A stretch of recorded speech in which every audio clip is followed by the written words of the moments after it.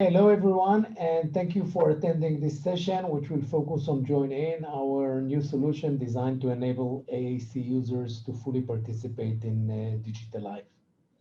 I would also like to thank the organizers for the opportunity to present in this AAC 2020 virtual conference. Thank you very much for that. In terms of agenda, I will start with a very brief introduction of who we are and continue with explaining the Join In mission. I will then switch to explaining and demonstrating how the product works and how people were and are still using it during the COVID-19 pandemic, which unfortunately is not over yet. I will finish my presentation with the explanation and demonstration of the virtual key guard, a new capability that we've recently introduced to the product. Okay, so in terms of who we were founded 12 years ago, and since then we've been focusing on serving the AAC community in Israel. In the last 2 years, we've started in parallel an effort of developing software solutions for AAC users worldwide, and Join In, the product that I will present today, is the first fruit of these efforts. So what do we refer to when we talk about digital life?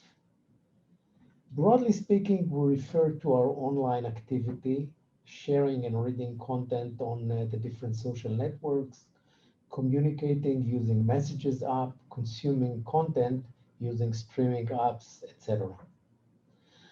We are doing these activities typically on our mobile phones, on our tablets, on our laptops, and there's no doubt that this activity plays an important role in our everyday lives.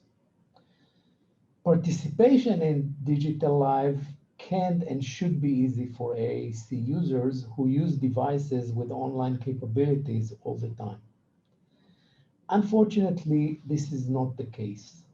Using the relevant apps requires, in many cases, being very accurate and performing very delicate activities on the screen, sometimes that not all eye gaze users, switch users, and even touch users are able to do.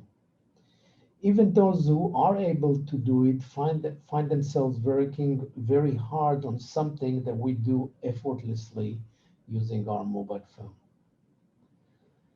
So the digital life presents a huge opportunity, but many challenges. So what is the Join In mission? So we are talking about enabling AAC users to fully participate in digital life. And we are doing it side by side, app by app, by unlocking the full experience of leading apps and sites. We've started with 4 categories of apps in mind: social networks and messengers, streaming services, productivity and independence, and news and content. So where are we today in November 2020? 10 months after the first release of Join In, this is where we are with the accessible apps. In the social networks, we have these 5 apps that you see on the screen. In the streaming apps, we have these 4 apps. In the productivity and independence, we have additional 4 apps and 3 apps which we categorize to be part of the news and content. We realize that this is not a rigid classification, and we do look at other classifications as well. For example, which apps are suitable for kids and which are not. But this gives a pretty good picture of where we are today. How does Join In work? This slide will be a bit more technical, but I will review only the non-technical parts of it. If anyone has questions, is invited to approach me on a private email or something. Basically, Join In can be divided to local components and cloud components. The local components are the ones that the user is working with. The AAC solution, which I present here, and the browser. Most of the interaction of the user with the apps is by using the AAC page, shown here in gray. In some cases, where it makes sense, the user can interact directly with the browser, but in a very accessible way, a way that is very different from what you are used to when interacting with the browser. Currently, we support two AAC packages, Communicator 5 and Grid 3, and naturally, we support all the access capabilities of these apps. In terms of the cloud components, their main mission is to allow us to fix every time that someone breaks something in the applications, like making changes to WhatsApp, making changes to Facebook, etc. The user doesn't need to worry about it, and the user doesn't even need to be aware that there is an online component. Everything that happens is transparent for him. Whenever something changes, an automatic update runs on the user machine, so everything will continue to work as it is supposed to work. So let's move to the demonstrations. I will start by demoing Netflix.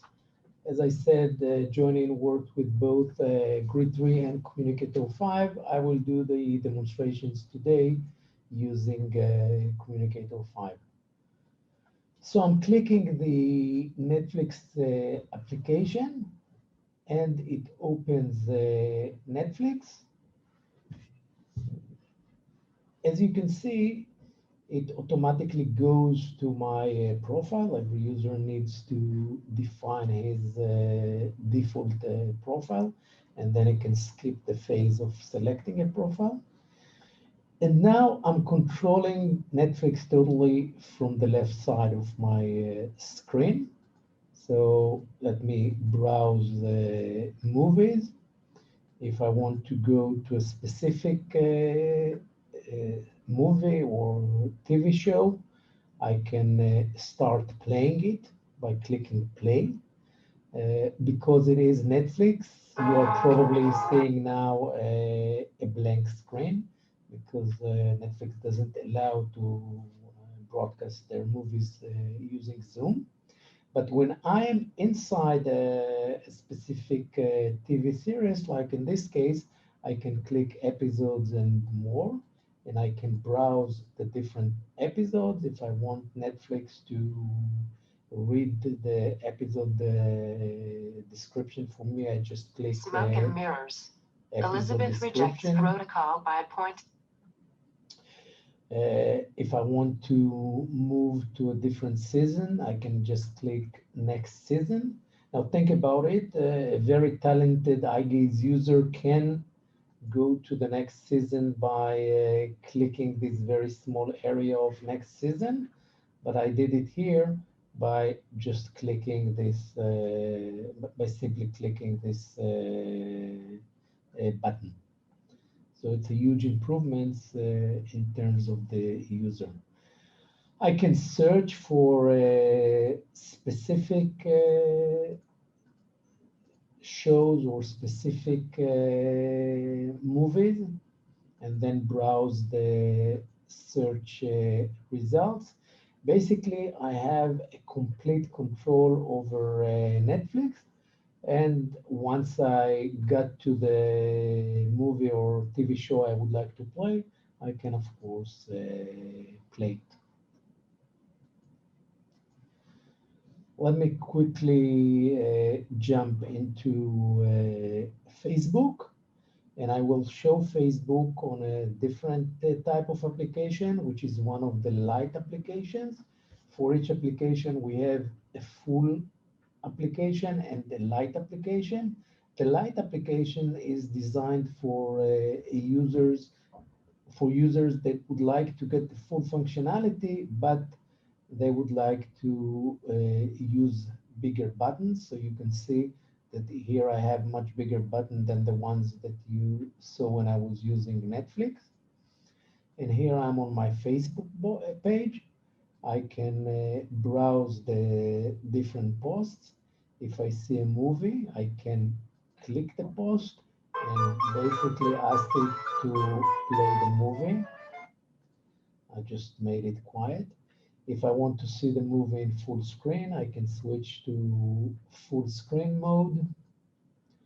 If I want to see one of the movies that are related to this movie, I can click previous video or next video, and it browses the videos here, and then I can switch to the one I would like to see.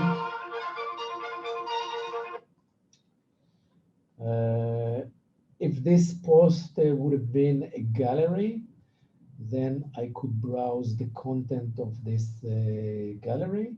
Let me see if I can get one quickly. Here I have a photo gallery, so I can click it, and I can now browse the different pictures in this gallery. If I get a post that is long and I don't see the full text, I can click the full text button. Here there was one, and I would like to see more text. I'm clicking the full text button, and it shows me the full text. If I want to be more active in Facebook, say looking for new friends, I can say look for friends or groups that deal with a topic that is close to my heart. So let me search, for example, for chess.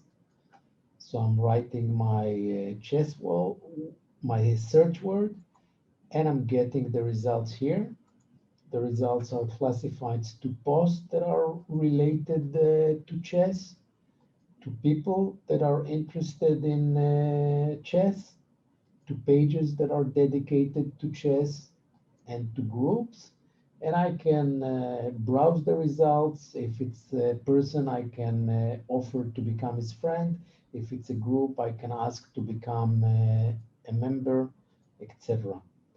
Overall, I have full control over Facebook, in this case, using very, very large Communicator 5 buttons.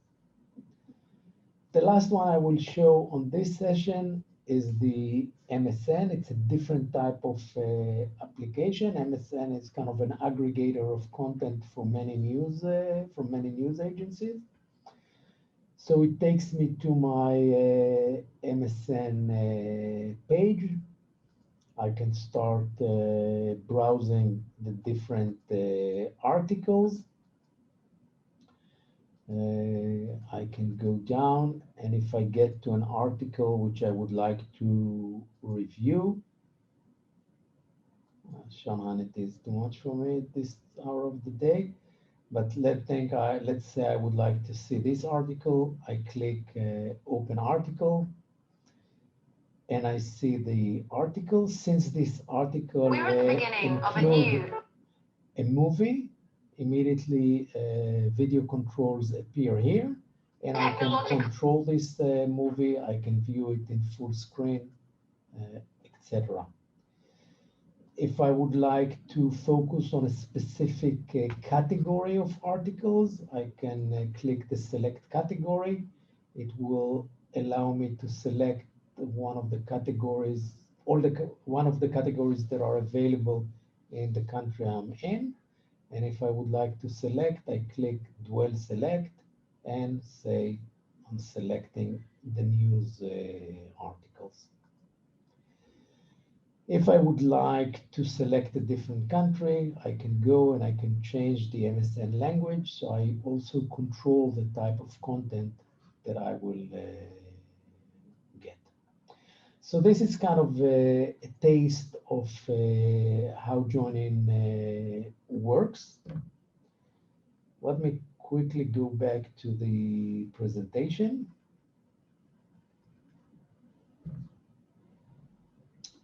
So what did we learn during the COVID-19 pandemic? During the COVID-19 pandemic, the importance of digital life became even bigger.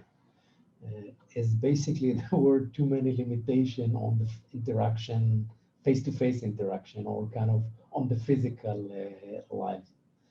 From the feedback that we've received from users, we found that three classes of applications were most important for them in joining.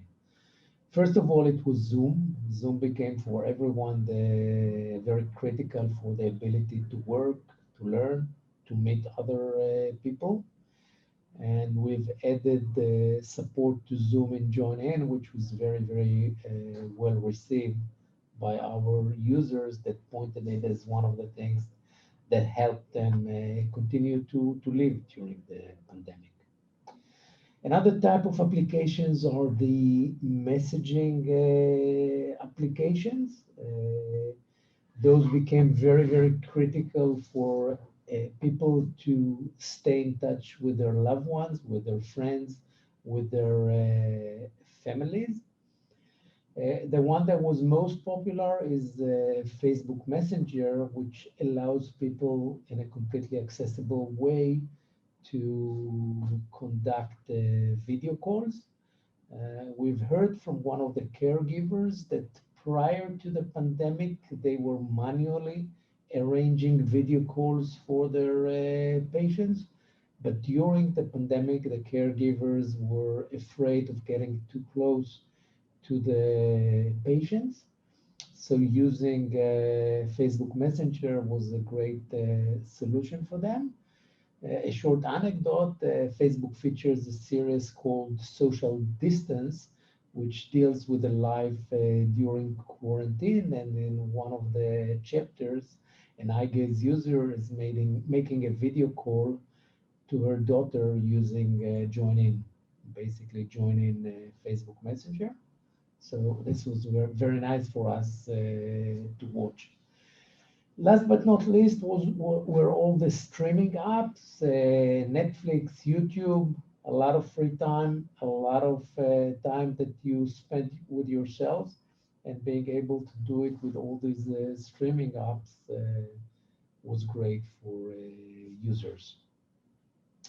So let me show you what I'm talking about by quickly jumping into Facebook Messenger and Zoom. So if I'm opening Facebook Messenger, I'm clicking here the Facebook Messenger, and if I'm already signed in to my Facebook account, it will open my Messenger. After it opens, I can browse my contacts, browse messages. If somebody sent me a video, I can open this video. If somebody sent me a picture, I can open this picture. So I have full control over all the messages that I've received. But the very cool capability is the capability of making calls. So I can decide if I'm making a video call or an audio call. So let me click the video call. Now I'm calling myself. This will not work when I'm doing a Zoom session, but you get the idea. I can make a video call. During this video call, I can use my AAC solution to type messages and to communicate with the person that is on the other end of the call. And this person is able to see me and to communicate with me, not only by hearing what I have to say on my computer, but also by reviewing looking at my face and looking at my expressions, etc. The other application that was very, very popular during the pandemic is the accessible Zoom. Again, it will be hard for me to demonstrate everything while I am on a Zoom session, because it's a Zoom session inside a Zoom session, but I can sign in to Zoom.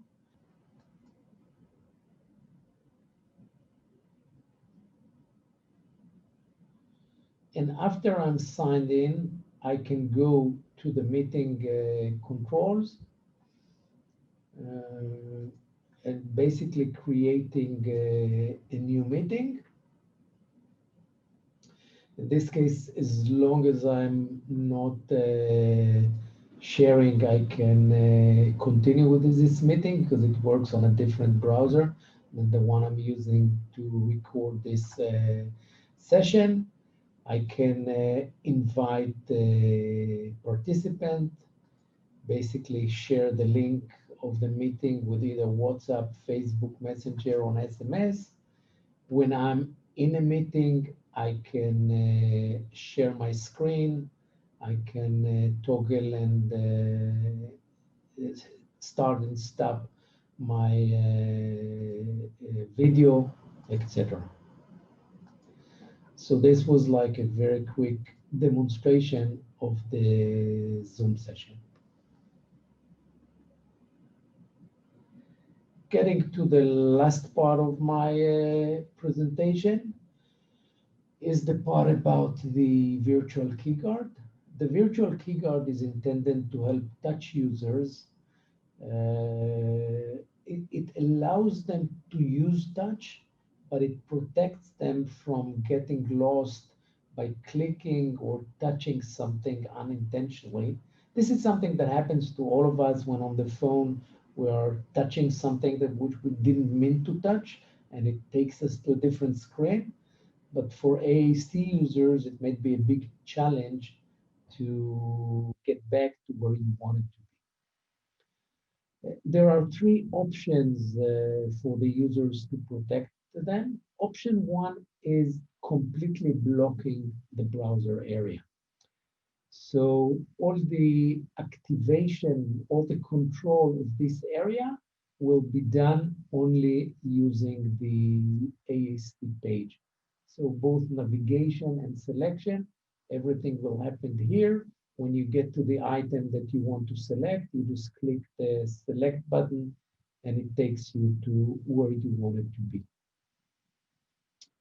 The second option is manually open the browser area for selecting objects. So initially, all this area is blocked. When the user wants to open it, he clicks the select button, and this opens these 8 or 9, depending on how it is configured, area for the user to click.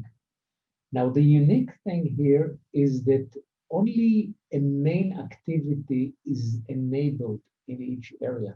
In this case, it's playing the video that is presented in this area. So you cannot, by mistake, click the change captions or something like this. The only thing that will happen is that it will start playing video. The second thing is that regardless of where you are clicking, your accessibility method will kick into action. So if it is touch and hold, then wherever I click on this video, it will start calculating the time until this video is selected. So we have three accessibility options: the touch start, the touch end, and the touch and hold. The third option is the auto open, which basically means that once I got into a page, immediately the selectable areas are available for me. All the rest works exactly like in the previous option, meaning that only one activity is defined for each selectable area, and all the accessibility options are available for me. Let me show how it works, and I will show it on Twitch. So I will show you the camera that is aimed at the computer, the laptop that has Twitch on it. So here you can see join in with the Twitch. And right now, I'm in the manual mode, which is the second option from my presentation earlier. Anything I touch here doesn't do anything.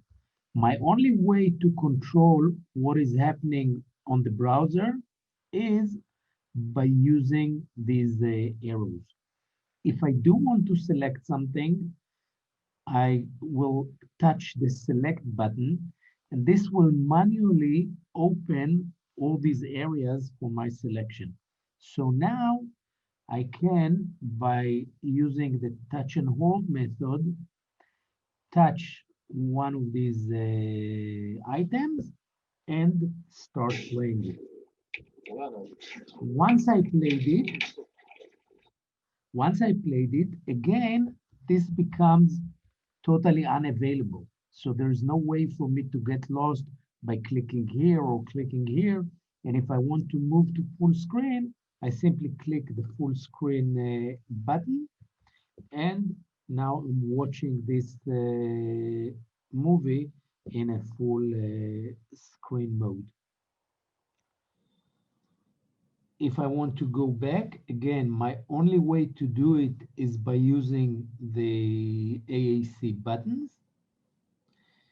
I click the part screen, it brings me back to a partial screen, and then when I will click back, it will take me back to the main screen of Twitch. So this is the virtual keyguard picture. Let me reshare the presentation for my final notes. So that's basically what I wanted to show you today. If we still have time for Q&A, this will happen now. And in any case, thank you very much for attending this session.